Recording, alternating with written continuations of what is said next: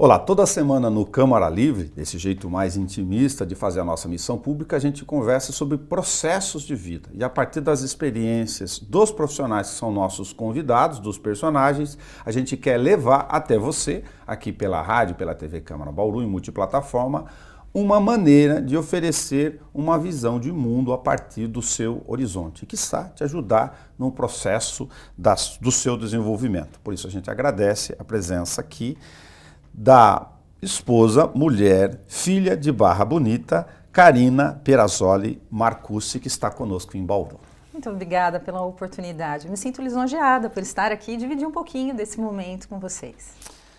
Só para te colocar no nosso universo, no nosso mundo, você está atuando aqui, está em Barra Bonita, fez a faculdade em Ribeirão, a gente só vai passar por esse horizonte para entender o seu próprio processo de vida, né, no nosso meio, mas num determinado momento jovem, quando tinha lá os seus 17 anos, a filha de 15 agora está experimentando isso, e vocês vão entender logo mais nessas vertentes da vida de oportunidades.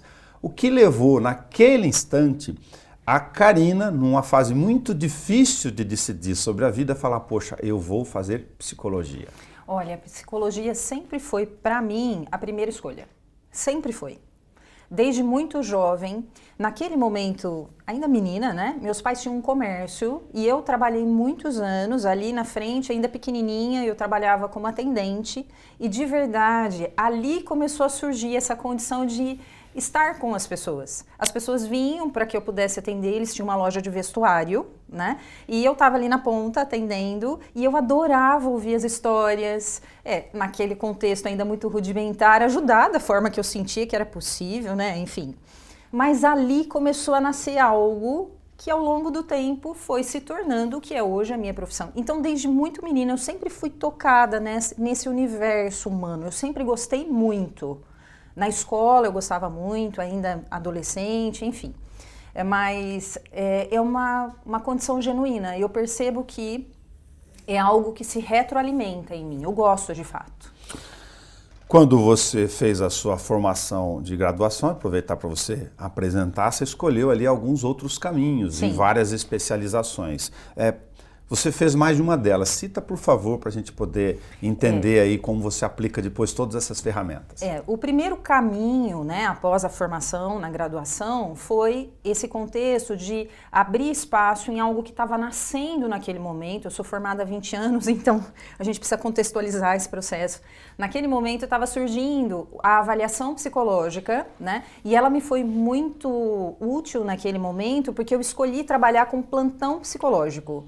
Então, a minha primeira empreitada enquanto profissional foi trabalhar num plantão psicológico. O que é isso? A gente ficar disponível para todas as urgências e emergências emocionais que surgiam naquele momento. Foi algo muito difícil, mas muito desafiador e que hoje me dá base para ser quem eu sou. Mas foi muito difícil, não foi algo simples, porque eu não tinha recursos ainda construídos de experiência, então você vai aprendendo, né, a ficar mais flexível, a acolher aquilo que é possível, a se ouvir mais, algo que até a minha graduação não era tão falado assim. Naquele momento, dentro da psicologia, existiam normas, regras e jeitos de funcionar que não se pensava fora da caixa. Né? Então eu segui aquilo. E quando você lida com uma necessidade que vem de pronto, por exemplo, a minha primeira paciente, nunca mais eu vou esquecer na vida assim, era uma paciente que tinha acabado de perder a casa, ela saiu para trabalhar e deixou o filho pequeno dentro de casa e a casa pegou fogo. Conseguiram socorrer o menino, mas o menino teve boa parte do corpo queimado. Então, veja, imagina como essa mãe estava. E eu, uma jovem, que tinha acabado de me formar, naquele momento, recurso técnico ainda não era o suficiente. Então, naquele momento, eu fui aprendendo que estar com as pessoas era o melhor que eu podia oferecer. E a partir daí, a minha vida foi se desenhando. A avaliação psicológica foi importante, não para colocar ninguém numa caixa, não é essa a minha ideia. É claro que eu preciso conhecer a normativa, preciso entender como é que funcionam os quadros, Mas não é essa a finalidade. A finalidade é entender como a pessoa funciona, como ela vê o mundo, como ela interage a partir daí com ela e com as pessoas, para poder auxiliar nesse processo. Desculpa, o desenvolvimento das ferramentas, eu estou chamando de ferramentas aqui, os psicólogos como ela vão me odiar, né? Que não é essa expressão do dia a dia, mas de todas as alternativas, de possibilidades dessa caixa de conhecimentos, né, que é gigantesca, é um processo sensacional de descobertas relacionadas a várias vertentes. A gente vai tratar de algumas delas aqui para oferecer a tua experiência para a vida das pessoas.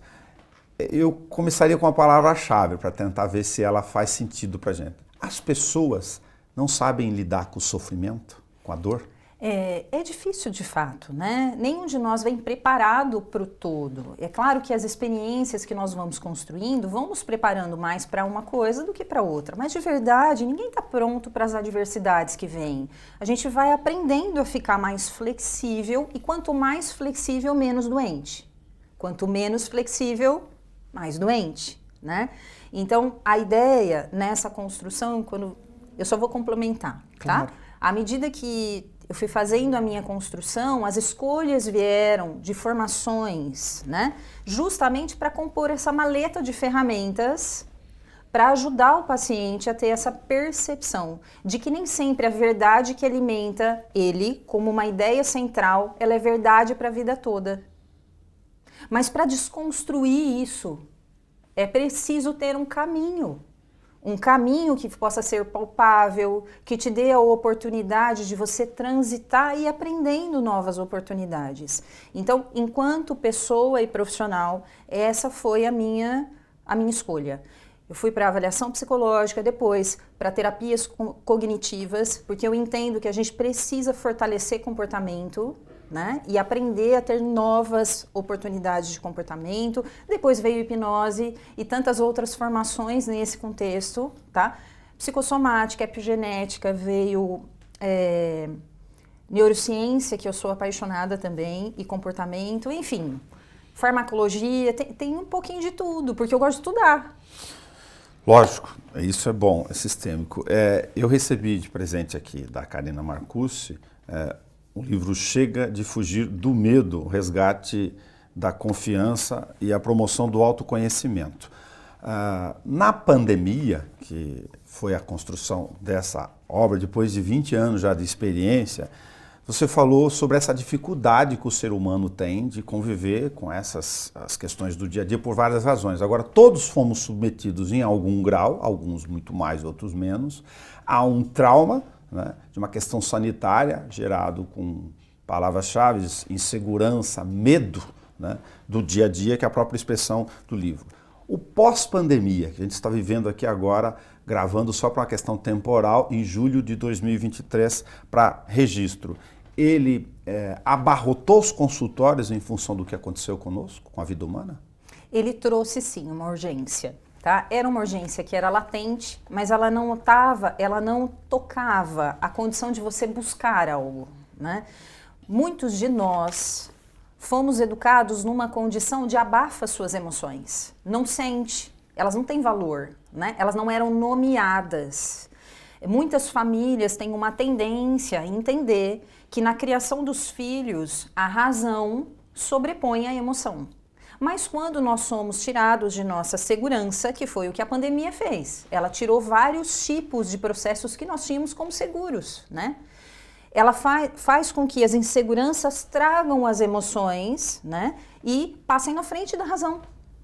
Crise de ansiedade constante, processo de medo o tempo todo, de não saber, não ter condições de prever minimamente um futuro, né? Isso faz com que o ser humano perca a condição de agir e traz uma condição de você olhar para dentro. Fica muito mais evidente as dores, independente dos nomes que elas têm, né? Então, o medo, enquanto variável aqui, né? Ele é uma variável que, se ela tiver na potência correta, ela te ajuda. Mas se ela tiver num excesso, ela te paralisa. E traz aí um contexto de você ter um sofrimento muito intenso. Então, a ideia naquele movimento da pandemia de começar pelo medo. Ele não é a única emoção, na realidade eu já escrevi as outras, né, os complementos, mas para que fosse mais fácil a leitura, de uma forma mais palatável, ele foi pensado para ser algo que pode adentrar qualquer casa e qualquer nível de saber, tá? Para ser um auxiliar, para ajudar, tem ferramentas que você pode parar para fazer. A minha ideia é que a pessoa possa ter um tempinho para estar com ela e ele seja um companheiro. Porque a gente tem uma condição de reconhecer algumas emoções como ruins. O medo é uma delas, né? Mas o medo é um protetor. Ele nasceu conosco, né? Ele vem ao longo da nossa evolução justamente porque ele tem uma função de proteção. Aí lá nas abordagens clínicas a gente vai fazer algo com a Karina aqui que é terrível do ponto de vista de ver, né? Pegar fragmentos o tempo inteiro e recortes. Mas as pessoas, por várias razões, podem estar colocando, por exemplo, processos de pensamentos automáticos negativos, por várias razões. Faz parte da terapia clínica, da experiência ali, tentar encontrar essa caixinha e essa peça? Sim, faz parte, mas não só. Eu vou te falar de uma forma mais direta o como eu acredito esse processo nesse momento. Okay. Hoje, após esse movimento aí de construção que eu venho fazendo ao longo desses 20 anos, e hoje eu atuo muito mais numa vertente direta. O que é isso? Quando você chega até mim com uma queixa, né? Não tô bem, tô tendo crise de ansiedade, tô passando por um momento profissional que eu não consigo sair do lugar, por mais que eu faça, eu não consigo sair do lugar, ou eu vislumbro N possibilidades, mas não consigo alcançar, eu vivo o tempo todo me comparando com o outro e com a vida do outro, eu sofro por conta disso, enfim, são N questões que chegam até ali, de formatos diferentes.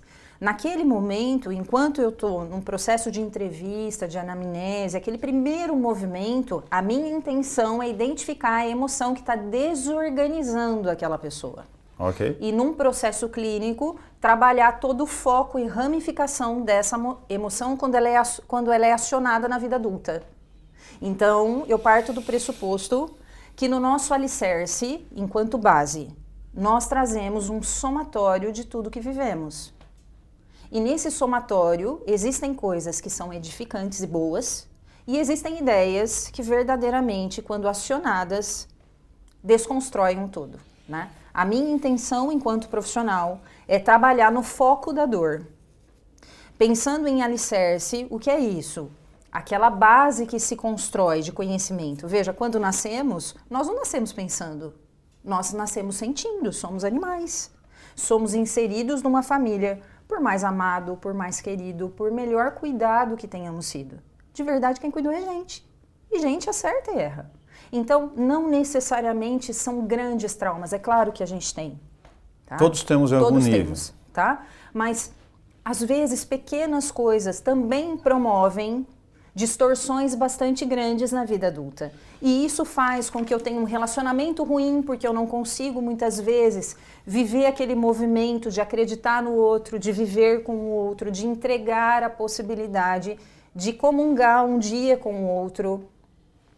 Faz com que eu não consiga ser uma pessoa que trabalha em conjunto. Tem N possibilidades que despertam muitas vezes de uma ideia central. Ouvindo você falar, me veio imediatamente à mente a lembrança do livro Autossabotagem. É um processo, está falando de várias possibilidades de autossabotagem. É isso, tá? E as autossabotagens, elas podem ter, por exemplo, você pode ser perfeccionista demais, então nunca liberar aquilo que você faz, tá? Isso é uma autossabotagem. Pode ser um contexto, por exemplo, de não se permitir crescer. Eu lido com várias pessoas que têm uma potência enorme, mas não se permitem assumir o cargo que já está disponível para ela há anos. Por quê? Porque não se vê capaz. Tá? Isso é uma autossabotagem. Eu procrastino o tempo todo.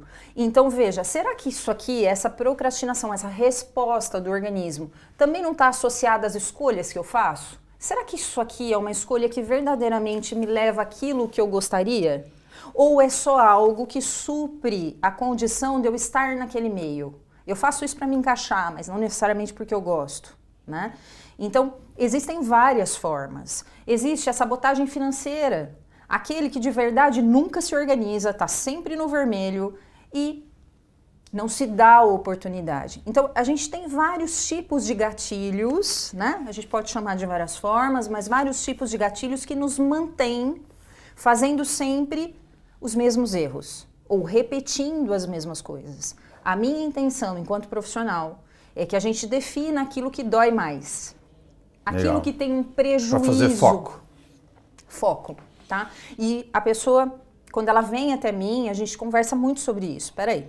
Então vamos entender o que hoje para você é algo que verdadeiramente impede o crescimento em outras áreas, te traz sofrimento. O que de todo seria o que dói mais? Definido o foco, nessa chamada anamnese, Isso. que é essa varredura para as pessoas entenderem no dia a dia, eu posso identificar, por exemplo, repetição de padrões de comportamento. Isso. Por exemplo, eu estouro sempre e isso faz com que eu não consiga manter meu casamento, isso faz com que as pessoas que eu amo se afastem, isso faz com que, por exemplo, eu seja visto como alguém mal educado, que não tem paciência, e não necessariamente era essa a resposta que eu queria para a vida. Por mais conhecimento que eu tenha, se eu não tiver o acompanhamento da minha questão emocional como equilíbrio junto, algo fica para trás e eu acabo não conquistando. Então o intelecto é importante que a gente o alimente, mas ele não é a única vertente que existe em nós. Se o emocional não estiver em equilíbrio, e nós sabemos que hoje as empresas, eu vou trazer para uma outra vertente. Claro. Hoje, dentro das empresas, as pessoas, os colaboradores são contratados primeiramente pelo contexto técnico. Então, pelo que eu sei daquilo que eu posso oferecer para a empresa, enfim. Isso aqui é treinável, mas eu já tenho que ter algum tipo de conhecimento. Só que na hora de desligar, não é por isso a maior parte das vezes. A maior parte das vezes é porque ele não consegue conviver, não consegue se adaptar. É porque ele tem uma tendência a não conseguir lidar com o contexto emocional daquele time. Então veja, enquanto a gente não entender que precisamos equilibrar as duas esferas, algo se perde no caminho. E nesse caso, já que a gente citou a procrastinação aqui, para a gente não correr o risco de confundi-la, inclusive para o leigo que a gente conversa, como alguém preguiçoso. Então, a gente tem N caminhos para olhar a procrastinação e onde ela está acontecendo também.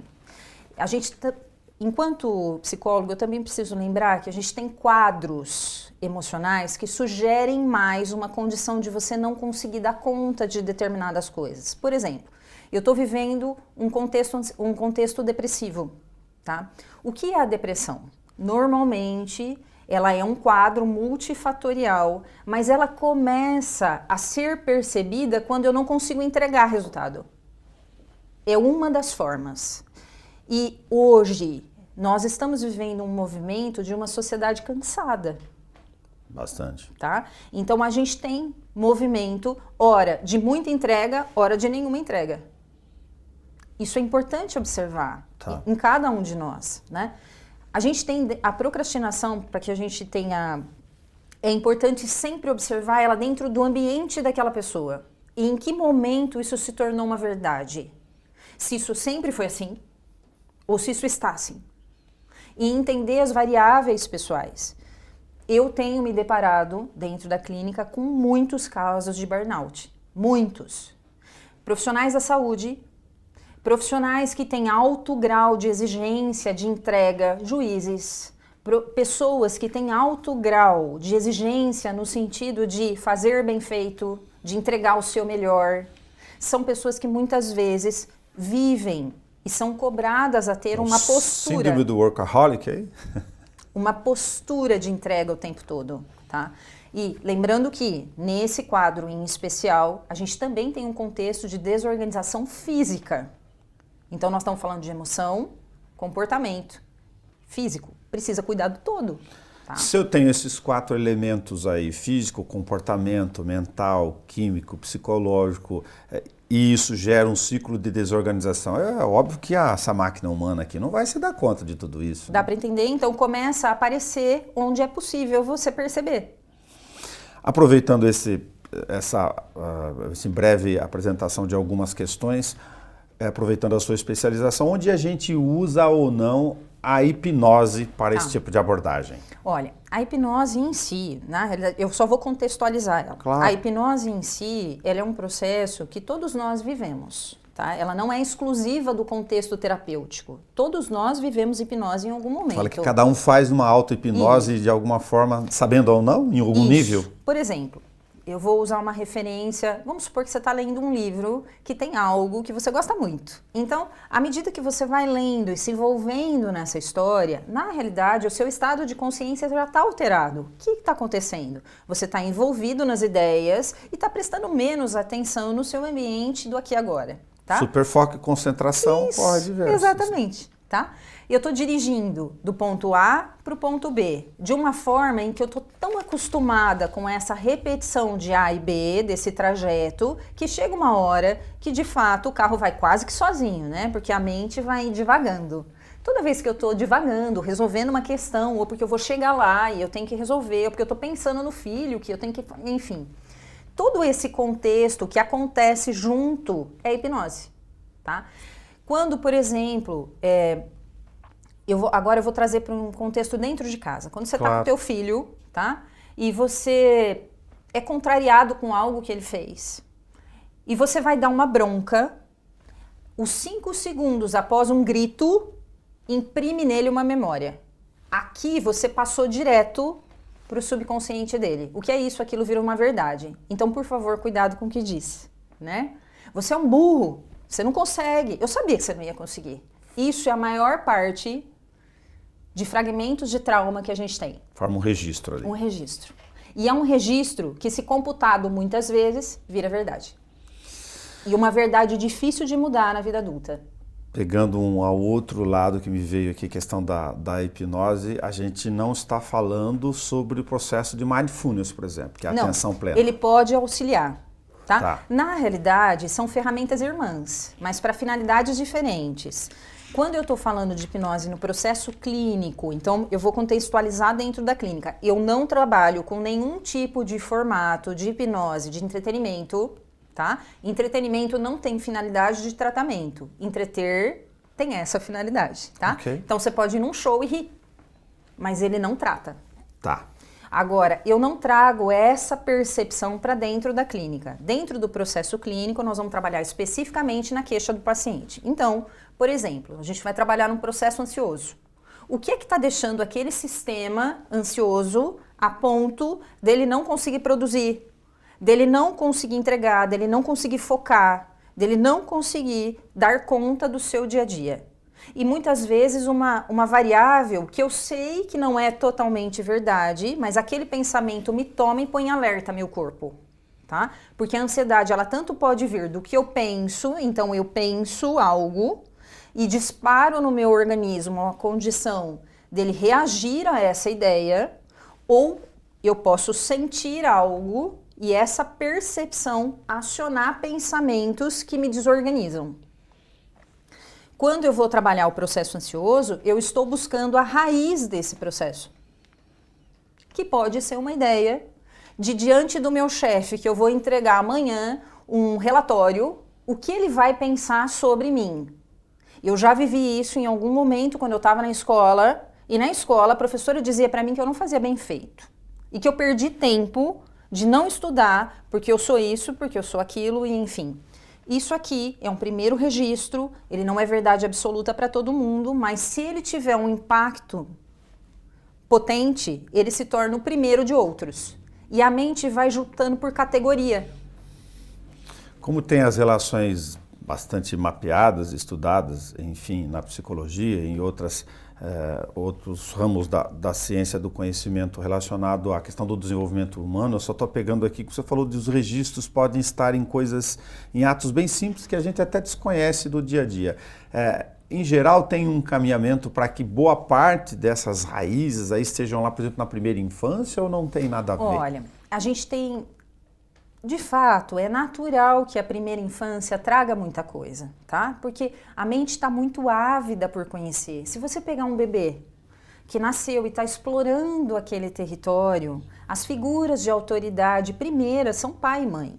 E o relacionamento deles, a forma como eles lidam um com o outro, a forma como eles lidam com a adversidade, a forma como eles lidam com o acolhimento, são os primeiros vínculos. Geram parâmetros emocionais. Exatamente, são para nós... Até sensoriais, né? Lógico. Exatamente, é um conjunto, né, daquilo que você viu, ouviu, sentiu, de como foi lidado com as adversidades. Isso são primeiros modelos imprintados em nós.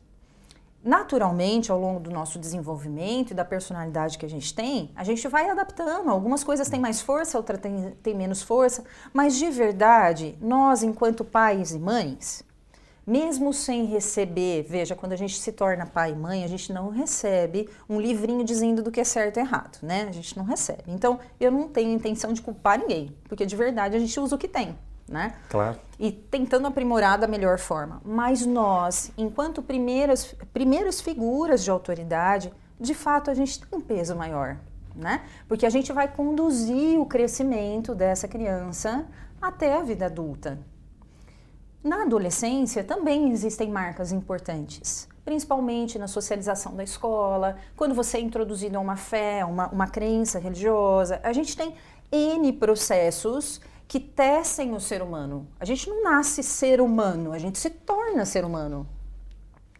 Você trata, então, voltando para a hipnose clínica, com essas abordagens, ela tem um procedimento, por exemplo, algumas pessoas têm tabus ainda permanentes. Eu não quero me submeter a algo que eu não tenha autocontrole, que eu não saiba o que está acontecendo comigo. Olha, dentro do processo clínico sempre há controle. A pessoa sabe exatamente o que está acontecendo. O que acontece é que, para que a gente tenha um bom tratamento, é importante que a pessoa entenda como funciona. Primeira coisa, ela precisa entender como funciona o processo, até onde pode ir, quais são as variáveis que delimitam até onde essa ferramenta pode ir, e que ela construa um vínculo de segurança com o terapeuta. Por quê?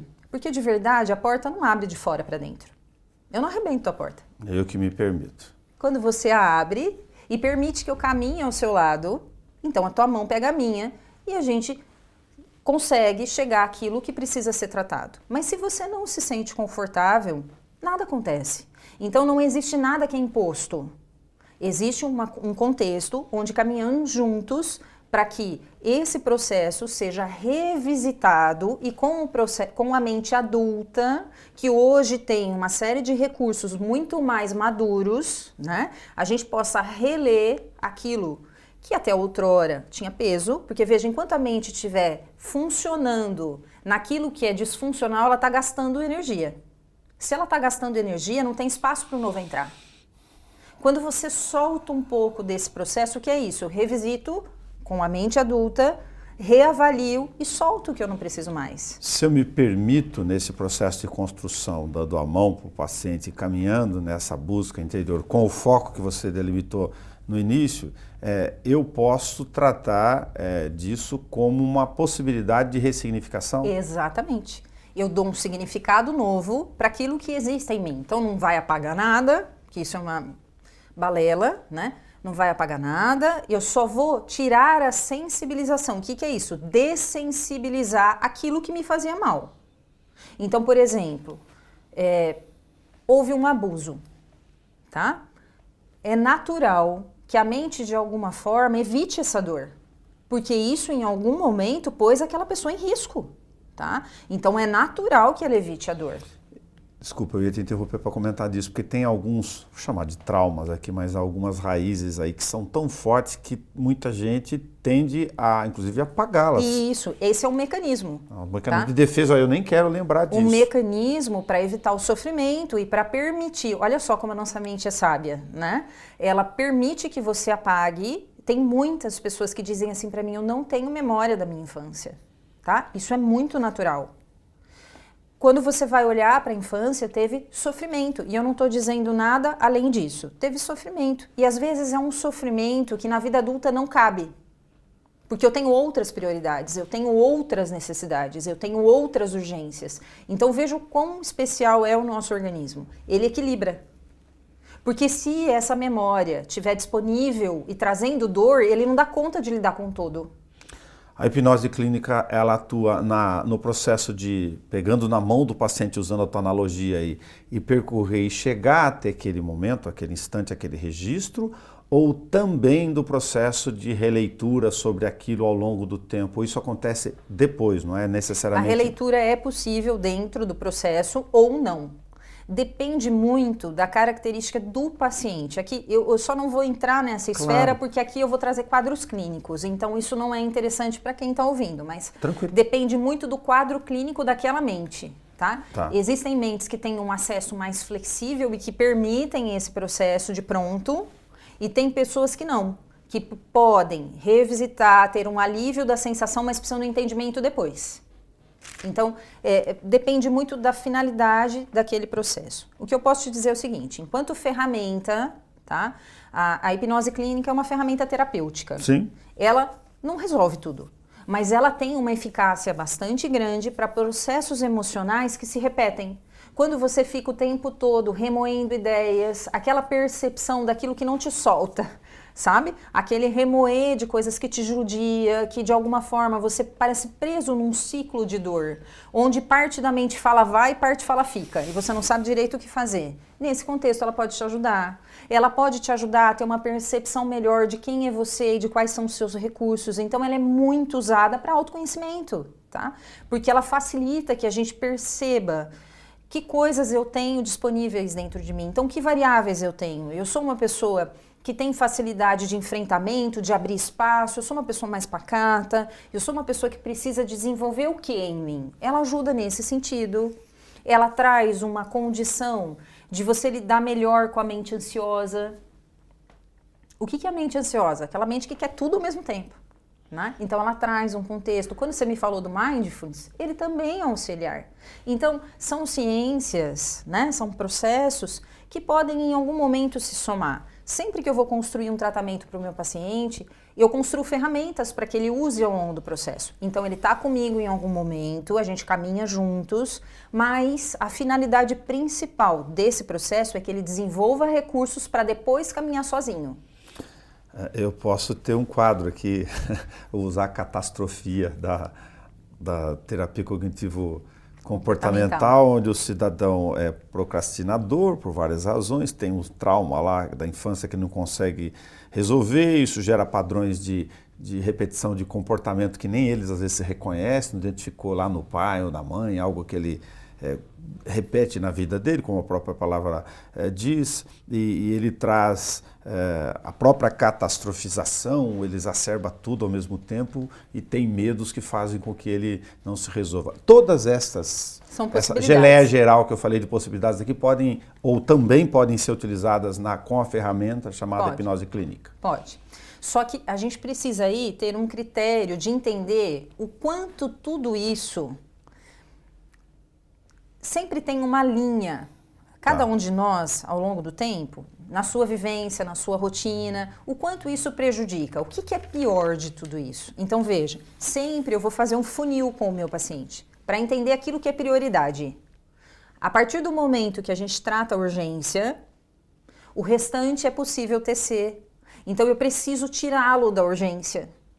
Porque a urgência faz com que a gente não enxergue possibilidades. É como se a mente estivesse mergulhada num processo onde ela não vê caminhos. Você tem se dedicado no pronto-socorro, então, do dia a dia. É isso. Ele chegou ferido, arrebentado lá e eu sou apaixonada por esse momento. processo. Eu sou apaixonada por esse processo. Então, eu sempre digo aos meus pacientes e aos meus colegas, né, enquanto psicólogos, que eu não tenho problema nenhum em trabalhar com uma pessoa que esteja fazendo psicoterapia tradicional, no modelo tradicional, seja a vertente que for, tá? Porque a gente tem N vertentes, né? Sim. A pessoa pode estar caminhando com outro profissional na psicoterapia, mas é natural que no processo de psicoterapia, em alguns momentos, a gente encontre entraves, que a mente racional muitas vezes não dá conta de resolver, tá? É nessa hora que a gente pode juntar forças. Porque eu trabalho no processo inconsciente. Eu sempre digo para o paciente o seguinte, a gente solta um potencial positivo que é seu, mas que por algum motivo, independente do quê, independente da justificativa, esse processo, ele solta um potencial positivo que precisa vir à tona. O que é à tona? A vida, as áreas da vida. Tem áreas da vida que a gente transita super bem. E tem áreas da vida que a gente não transita tão bem assim. E tá tudo bem. Então o que resta? Vamos trabalhar para transitar de uma forma mais equilibrada em todas as áreas da vida. Esse processo do cuidar ali do pronto-socorro do dia a dia com a questão da hipnose clínica, que é uma faceta da nossa abordagem de hoje, ela tem uma referência padrão ou não existe referência padrão de número de sessões, alguma coisa para as pessoas pensar, já que eu vou cuidar do imediato ou do foco? Então, se a gente for pensar, claro que é muito delicado falar um número de sessões, Sim. né? Mas pensando assim, você tem uma tendência, você trouxe uma fobia específica. Eu vou pegar um exemplo só para poder usar. Vamos supor que você diga para mim que você tem medo dessa caneta Bic aí, tá? Ok. E aí você chega para mim e fala assim, Karina, eu tenho medo disso aí. A vida toda eu tive medo disso. Só muda a cor da caneta Bic, mas eu tenho medo dela. Tá bom. Quando eu vou traçar o tratamento, eu já sei que eu vou direto nesse lugar. Então, veja, eu preciso de menos sessões, tá? 1, 2 sessões são suficientes. Por quê? Porque eu vou trabalhar no foco da dor. Okay. Agora, quando você diz pra mim, olha, eu sou uma pessoa que tem medo de tudo. O medo, ele me acompanha desde menininha. E ele vem vestindo roupas diferentes. Eu percebo que eu tenho medo de me casar, eu tenho medo de ter filho, eu tenho medo de subir no emprego, eu tenho medo de evoluir nisso, eu tenho medo do que a pessoa vai pensar. Veja, são cabeças diferentes. Aqui a gente precisa sentar e estruturar um processo que inclua alternativas diferentes. Hipnose, sim, tá? Mas processos de fortalecimento de comportamento também. Por quê? Porque não adianta limpar se não der caminho. Legal. Posso fazer um exercício rápido aqui, só com uma exemplificação com uma ferramenta adicional para aguçar a curiosidade de quem está conversando com a gente na nossa sala do outro lado? Me veio à cabeça. Gagueira, ela pode ser um processo do pronto-socorro ou algo mais demorado? Então, depende do tempo que essa pessoa tem, a gagueira, e do quanto ela ficou exposta a processos que a fazem mal. Tá? Então, se a gente descartar, primeiro, gagueira, ela pode ser tratada? Pode, mas primeiro a gente descarta todas as causas orgânicas, tá? Eu sempre tenho uma característica de todo paciente que vem em mim, eu digo para ele assim, o que você já fez para tratar?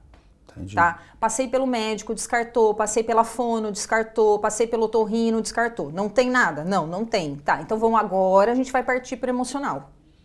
Por quê? Porque são esferas que se somam. Tá? Então, quando eu vou tratar a gagueira, se a pessoa ela vive uma vida funcional, que é isso, ela funciona, tá? Possivelmente em 1, 2 sessões é possível tratar. Agora, se ela tem uma vida disfuncional por conta da gagueira, então aí o processo é mais longo. Lhe faz sentido que eu cuidei de bruxismo com processo terapêutico? Sim, porque o bruxismo tem uma grande tendência emocional. Veja, a ideia de... Eu vou te trazer um contexto da psicossomática aqui. Todos nós, para vivermos em sociedade, né, temos que de alguma forma dar uma embotadinha no nosso lado animal. Todos nós, tá? Quantas vezes a gente dá um sorrisinho, mas de verdade a gente não queria estar ali ou não queria fazer aquilo, tá? O desconforto. Isso, mas para manutenção do que é bonito, feio, certo e errado, a gente se adapta. E quanto mais eu me adapto, mais eu tenho uma tendência a conter minhas garras. O que são garras? Unhas e dentes. Quem roe a unha aí. Né? Qual é a sua posição, enfim, profissional sobre a questão do uso de outras ferramentas, as drogas, a medicação no processo, por exemplo, de crise de ansiedade e outros tantos? Olha, eu não vejo como algo ruim, eu vejo como algo oportuno, desde que bem indicado. Então, sempre há necessidade de passar por um profissional, ele avaliar aquele momento.